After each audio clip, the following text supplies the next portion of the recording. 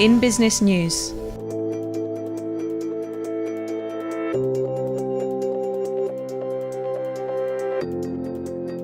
If you go back 2,400 years ago, or even back to the Roman times when we transitioned from bartering to coined money, businesses that didn't adapt to the new coined money, they went bust.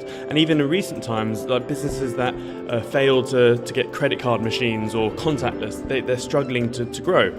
And if you look at on a commerce or economics point of view, you don't want any friction between point of sale from the buyer, between vendor and buyer. And so for big existing institutions, they need to really keep abreast of FinTech and embrace it, because those that don't are going to fall by the wayside. And ultimately, from a numbers point of view, it's going to save them in terms of transferring money, to doing large international payments, and speed. So it's all going to go to the bottom line.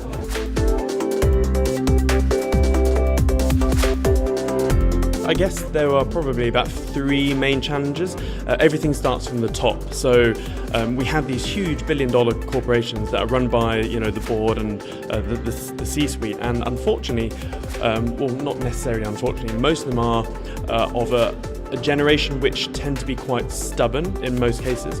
And so if you don't get approval from the top, the whole business is not going to turn around. And we've seen massive companies like Kodak, Blockbuster, that fail to shift with the current times, and they went bust.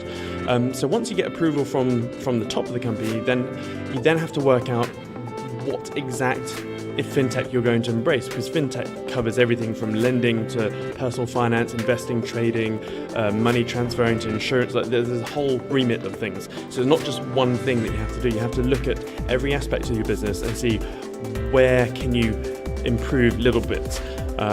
So that's the second one. And also the third one is, once you've basically got everyone on board and that you want to embrace FinTech, you then need to find out how, because the world's wealth is constantly transferring from the uninformed to the informed. So if you don't know what you want to implement and how, you're going to get hurt, because there's a lot of companies out there promoting products which really don't move the needle or shouldn't exist.